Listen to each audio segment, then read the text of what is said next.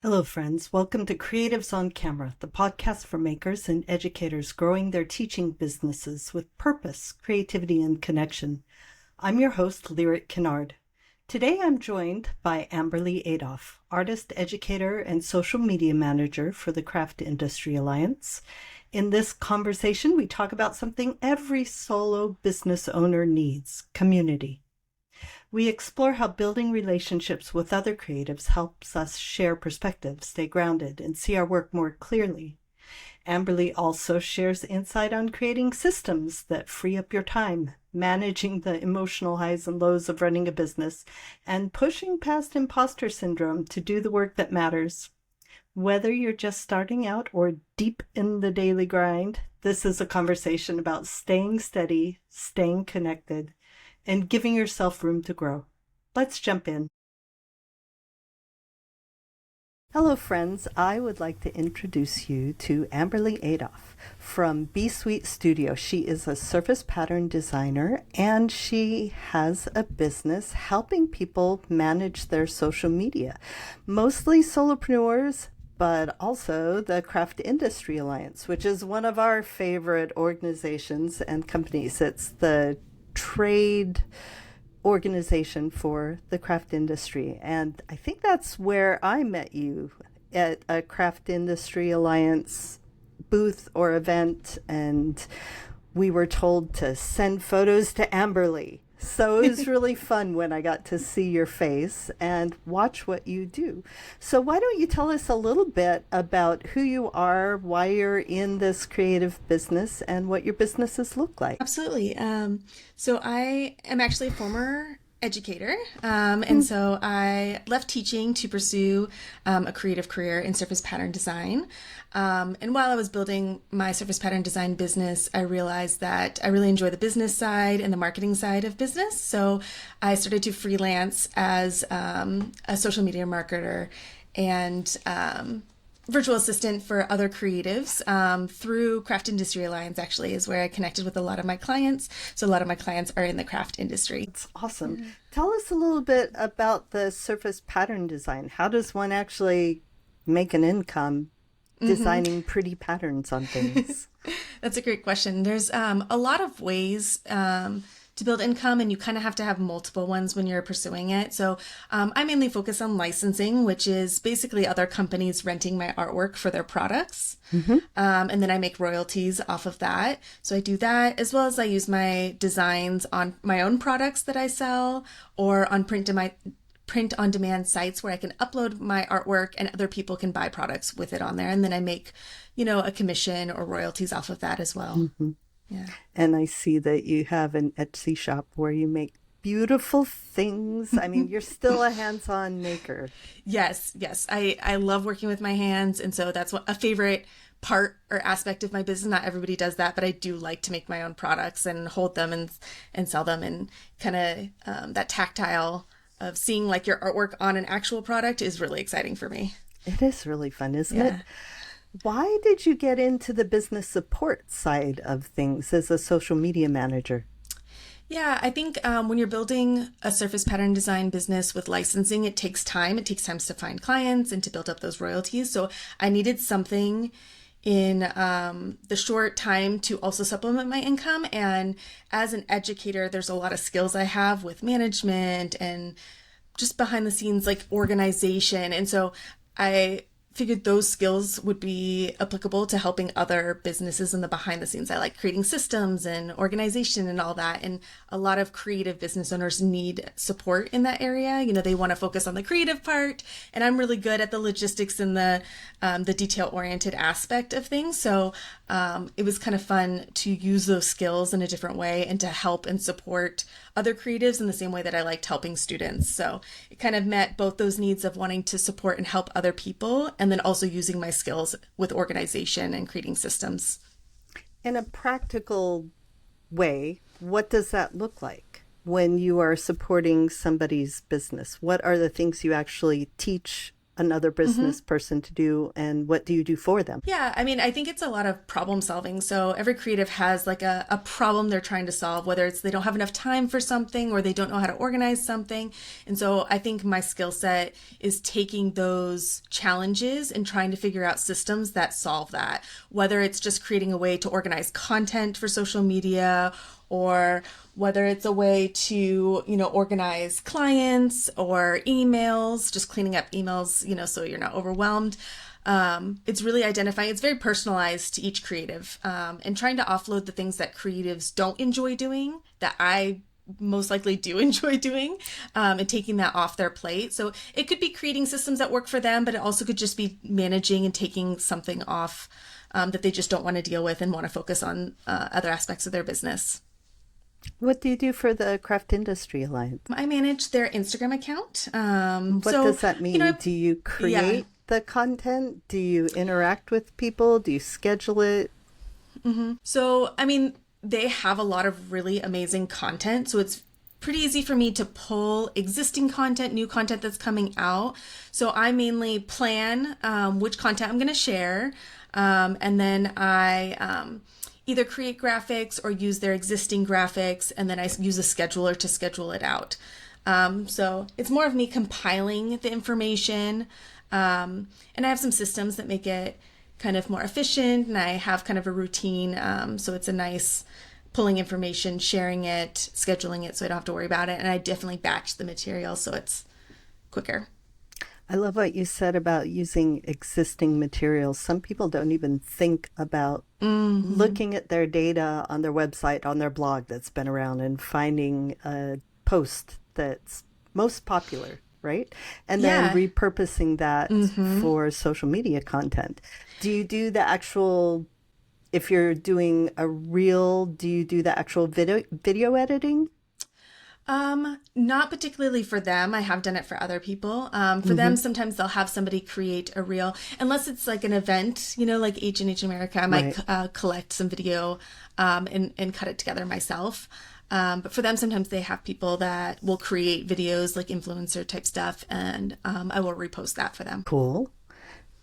And let's talk a little bit, because we all know as educators what we want to teach, right? We're good at the thing, we've worked at the thing, we want to share the thing.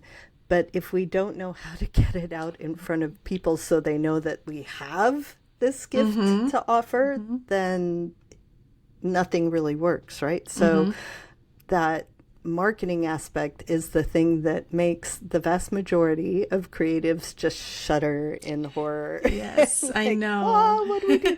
So let's kind of start at, imagine that you are working with an educator who's building a new online class and they don't have an established audience. What are some things that they can do actually? How do you even start? Where do you even start with this? Yeah, I mean, I think I like to work backwards for my goals. So like, let's say you're going to launch something, some kind of online course or program. I like to work back. So, kind of, okay, the week before, I need to make sure that I'm really kind of creating some content that creates urgency, creates interest. Like I want people to sign up and get excited about it. And then, okay, the week before, I want to give hints to some fun things that people are going to get out of the program. And then before, I give like kind of teasers or little pieces of the content that people can know, can get value from and know that I can provide value. So it kind of work backwards from when I want to launch to help build excitement. And like you said, like you mentioned repurposing content. I think people think that once you put it out there, everybody's going to see it. And the truth is, like in social media and stuff, you may see it, you may not. So you kind of have to repurpose and post multiple times. So that way, if people don't see it the first time, they can see it the second time. You post the same thing multiple times? What I would say is like taking similar information and just repurposing it in a different way. So maybe early on, I do a post that's like a carousel that just kind of shows some key points that people are going to get out of my course. And then the next week, maybe I create a video where I'm talking about some of those key points.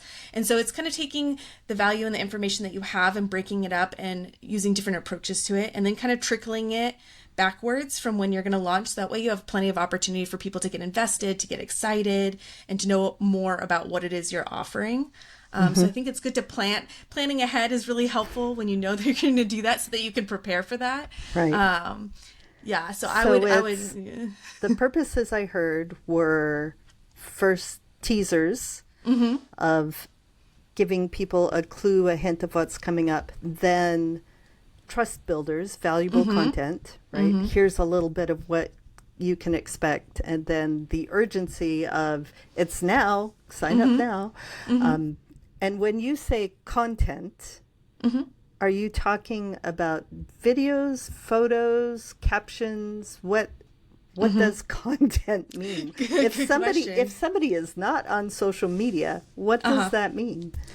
Yeah, I mean, when I think of content for something for marketing purposes, I'm thinking about social media posts and videos, along with the captions.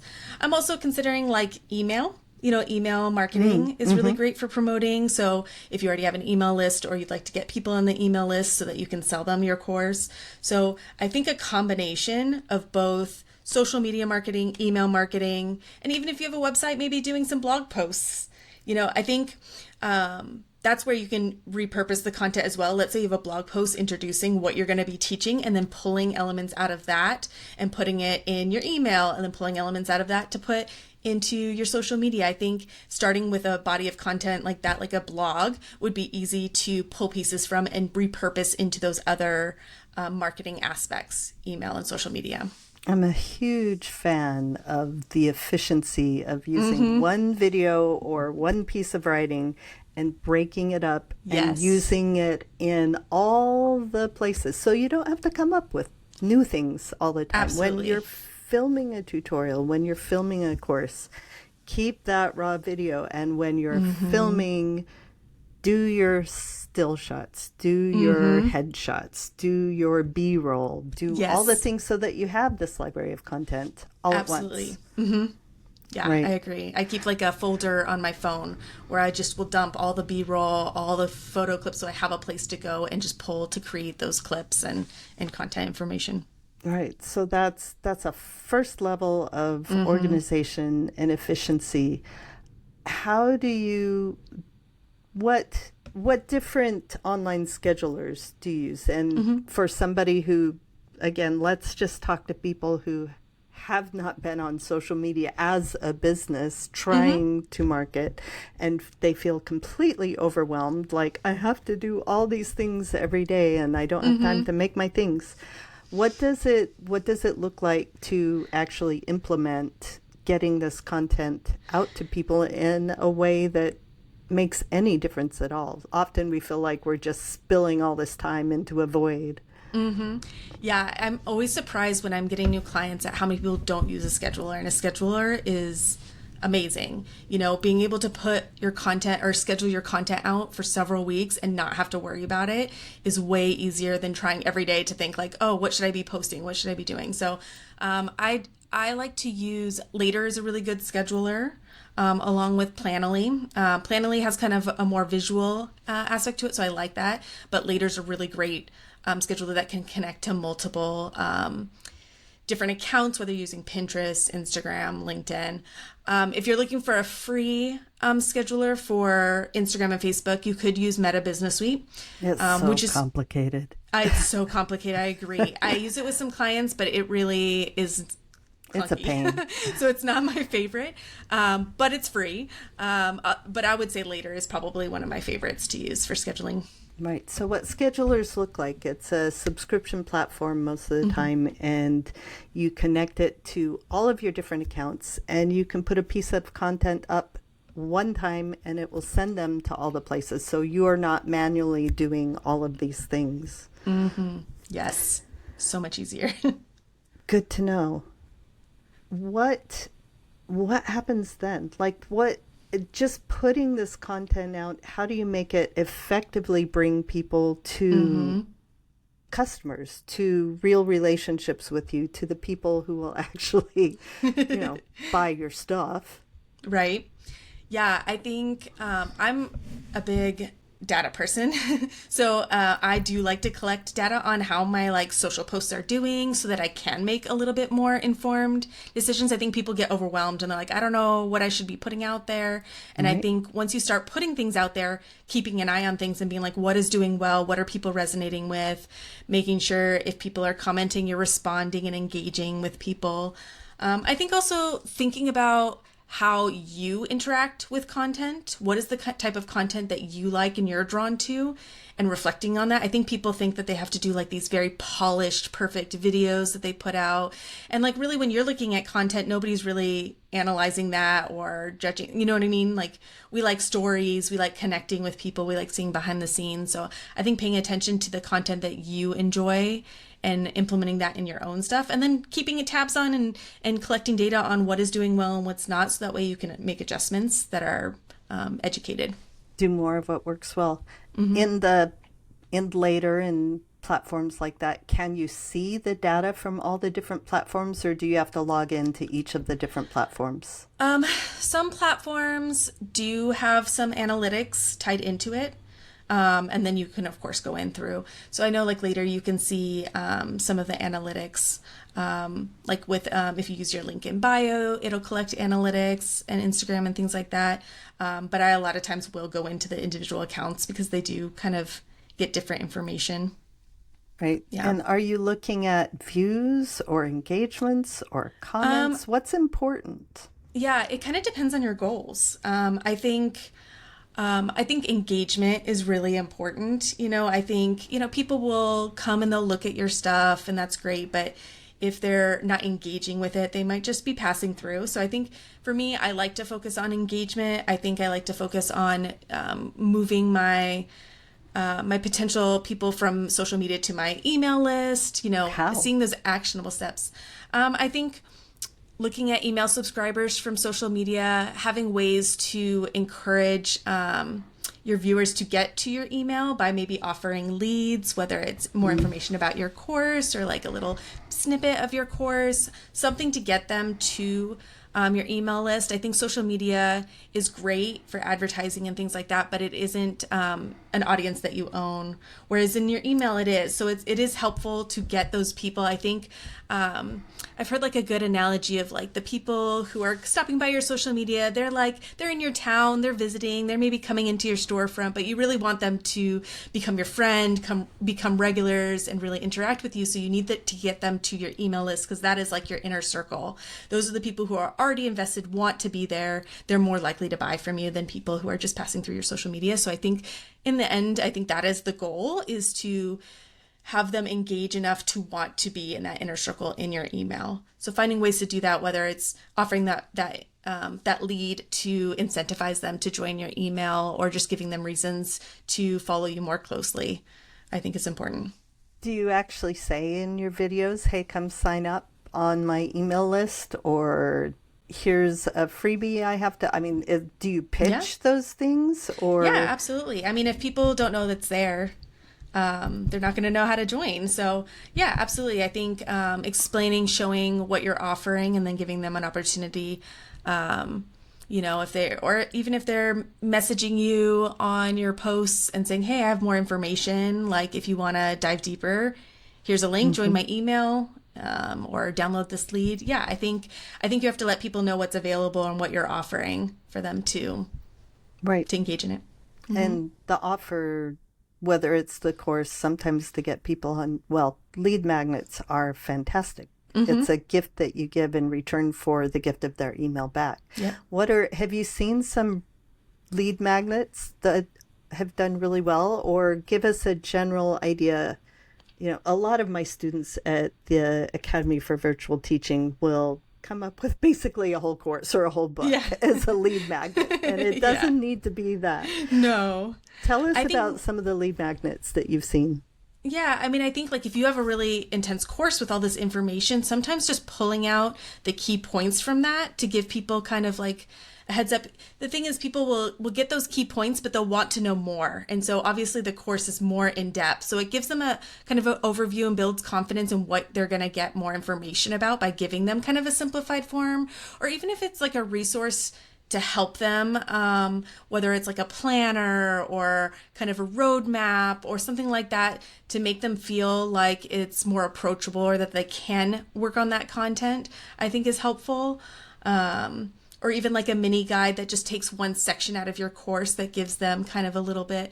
Yeah, I think taking smaller bites, so it's more approachable to people, and then they build that trust and that connection and be like, oh, I do want to know more about this. I will sign up for the course. Yeah, just a simple PDF with top tips for this thing. Yes. Or my favorite suppliers for this tool, or my favorite tools. Whatever ties in. I like that you said that it leads into whatever product you're offering, whatever course it is. If you give them a hint and some really useful information, that then they want more, right? Yeah. I think like if you're thinking about what questions are these people going to have about what I'm offering, can I answer those questions? Like if they're like, oh, I don't know if I can get the supplies, maybe there's a lot of supplies, and you offer them a supply list and where to get them. You're answering those concerns and questions that they might have before, getting your course. Like, oh, I don't know if I'm going to get something out of this. Well, here's a little tidbit of what you'd get out of this, or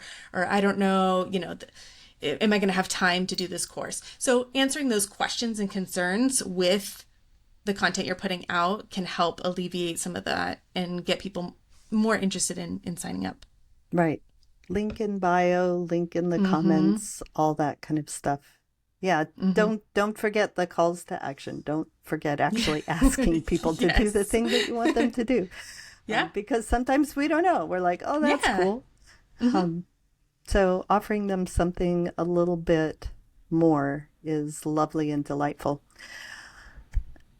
Tell us a little bit about your business support business, the structure. I mean, that's what we're all about, is building businesses here. And I'm always really curious of like, where do you host your things? How do you structure your offerings? What is the delivery system? How do you make it work for you? Like the marketing VA aspect of my business. Yeah. Yeah. I mean, organization is key, right? Because I'm managing my own business and then other people's businesses. But I think people will reach out looking for specific needs, whether it's, hey, I just need somebody to manage a social media, or I need to. And what I do is I basically propose, either a package or my services for specifically what they're looking for.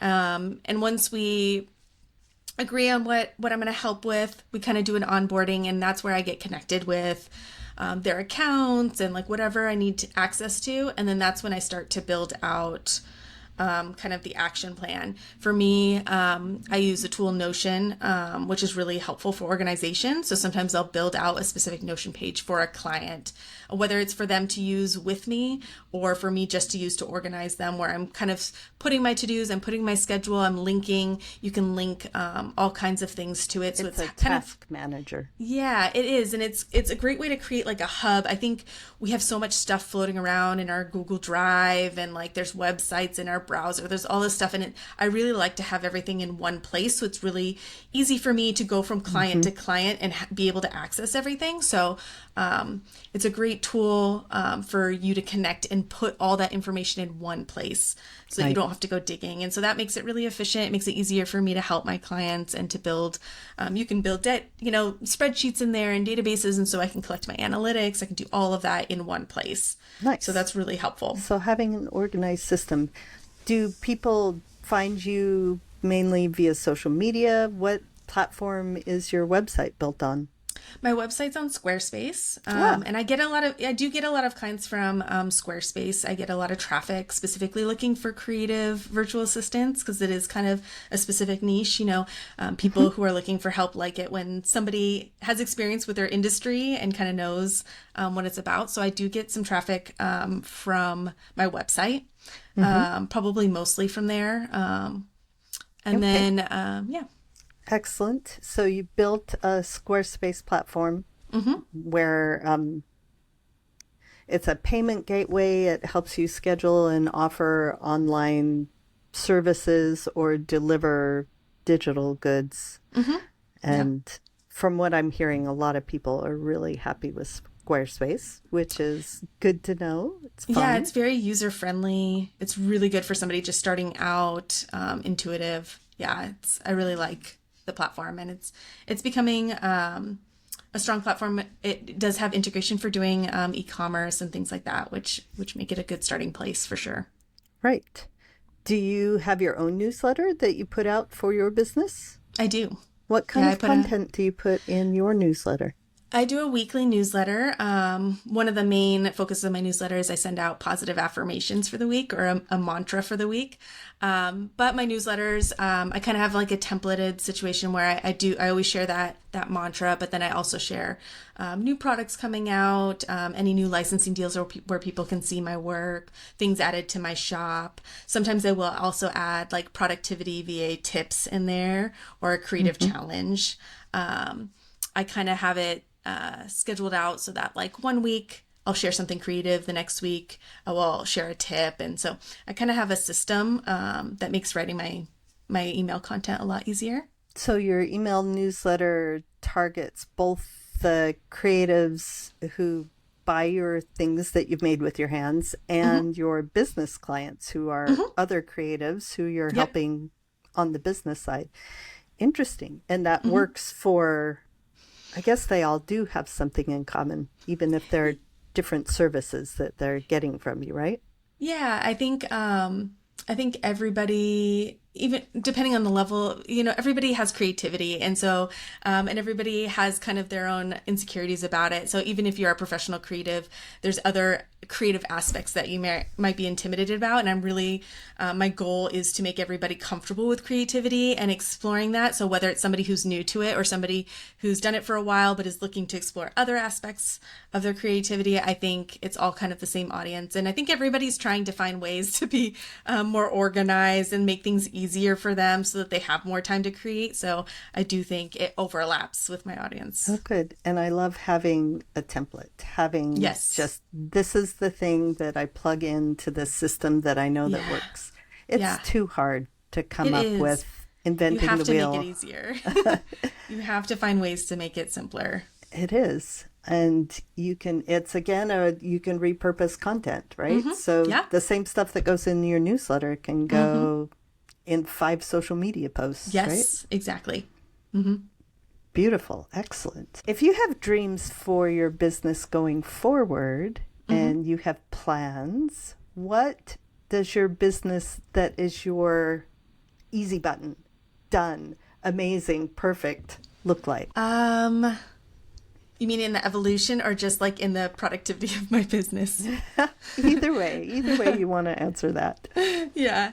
I think something that I'm exploring more in kind of making my business easier to run and so that I do have more time to do the creative stuff is I am exploring using AI tools to kind of better support and take off my plate the things that I don't enjoy doing so much. I think there's a lot of room for growth there in finding ways to simplify things, whether it's using AI to help you brainstorm content for your social media, if you already have content but you want to break it up into those different aspects, ways to do that, or even ways to kind of plan and organize your email. I think AI is a great tool that I'm definitely exploring that I think is going to make things a lot easier for me when it comes to the business side of things. Yeah, that can be a great virtual assistant for you, the virtual assistant, right? Let's go back to your transition from being an educator to a solopreneur working this on your own. Why did you choose to go out on your own, and what does that feel like for you? How has the journey been? I know all of us we look at people who are successful and think, oh, it was so easy for them, right? Yeah. What has it looked like for you? I think, as a teacher, during COVID, I was asked to teach both at my school, but also at an online academy. And I'd been thinking for a while that like I might like working from home or working for myself. I'm very, driven on my own. And I was an art teacher. As an art teacher, you're often on your own in your school. So teaching online during COVID actually made me realize that I really enjoyed being in my own space and having control over that. So that was kind of one of the key things that kind of motivated me. I was a little burned out too, and I was looking for something new. I never really planned to teach forever. And so it was good timing for me to like step away and start to pursue something on my own. And I'd been interested in surface pattern design for a while and kind of was exploring that while I was teaching as kind of a creative outlet. So it was kind of like a perfect storm of like, me realizing that I really do like working on my own, working from my home, and I enjoy teaching online, which I guess, not a lot of teachers do. And I really enjoyed that aspect. So that was kind of a clue into like, I think I'm ready to step away and try something else, which was hard. I taught for 11 years. And so leaving, I was really fortunate. One of my other really good friends was going to leave the same time as I did. So we had some support for each other and both leaving to pursue creative work. So that was kind of nice. So it was kind of a perfect storm of different things coming together and having the opportunity to step away and feeling confident that I would enjoy and that I could do that on my own was really helpful. And so you've been doing it for several years. What was that journey like? What were some of the ups and downs? Of teaching? Of building your own solopreneur business. Yes. I think, it's very intimidating at first. When I was preparing to leave teaching, I did take some online courses in marketing because I knew that one, it would be helpful for my business. And then I thought maybe I'd be interested in helping other people. So that kind of built my confidence. There's a lot of imposter syndrome when you're leaving and trying something completely new. But I think taking small steps, I knew I wanted to get into service pattern design. So I knew I had to build a portfolio. So I really focused on that. Taking other people's online courses helped to build some confidence. So I was definitely involved in some coursework there and really tried to focus on building my creative skills. But at the same time, I did understand that building your business skills is also very important. When you're a creative entrepreneur, you need to have those business skills as well on top of the creative skills. So I did spend some time trying to learn that, what does marketing look like? How do you manage social media? What is all? So I spent some time building up those skills and practicing that, using myself as a guinea pig to test that out, and then helping other people help me learn more, for different industries and how to apply the same skills.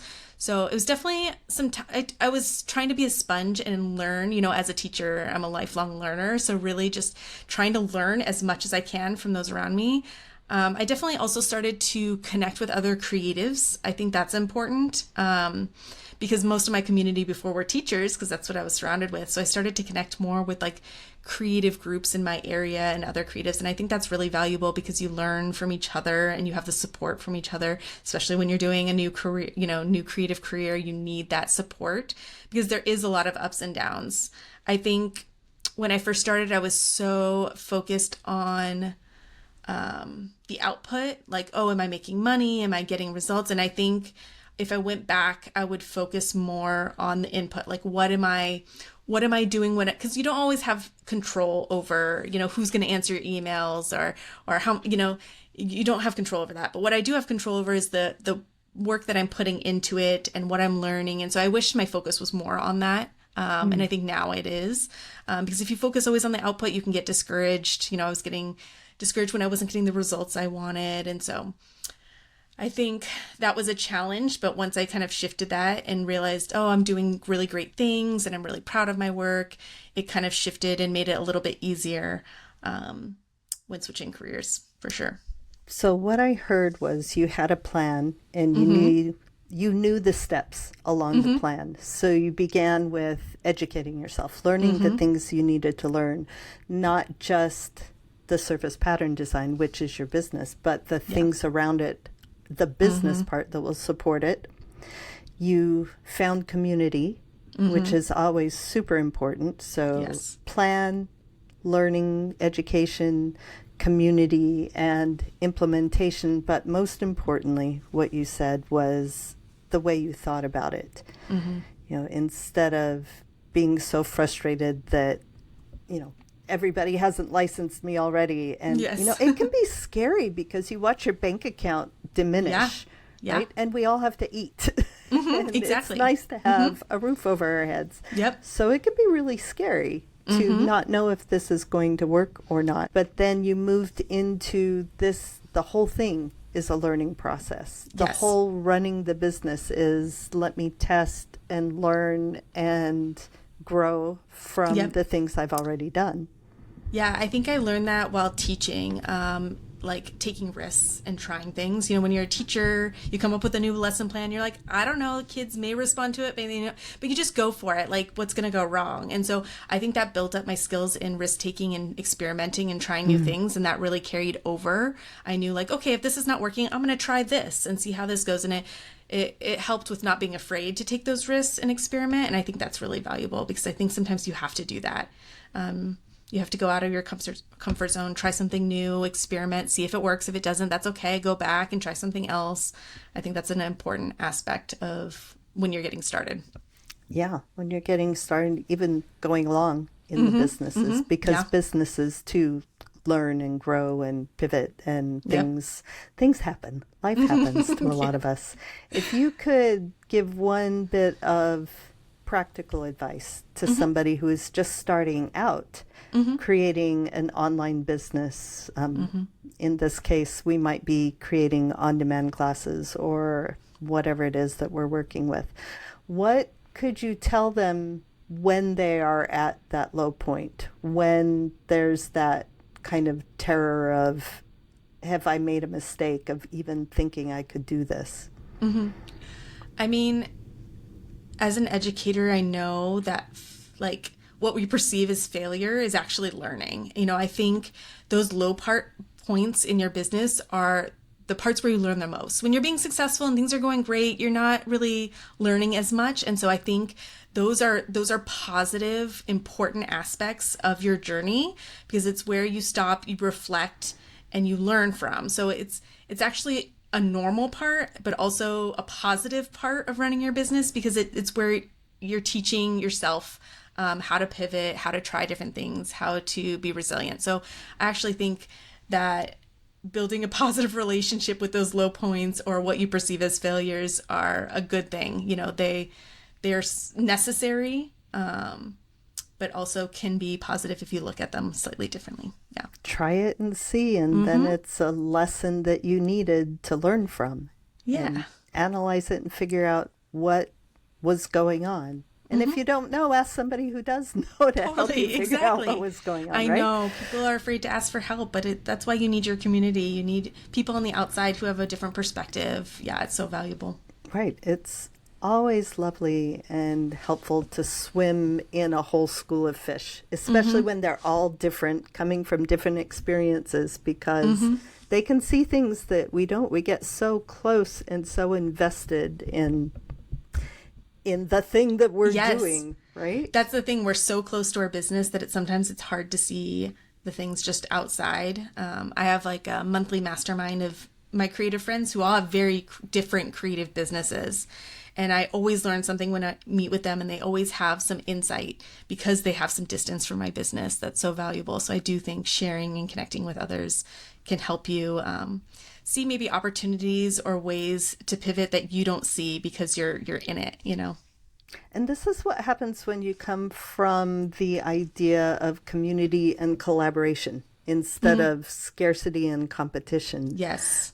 When we freely share and build each other instead of worrying about that there's not enough. Yes. Then we learn and we grow so much. And even if you and I are in completely different places, either in the success or level of our business and our knowledge, everybody has something to offer.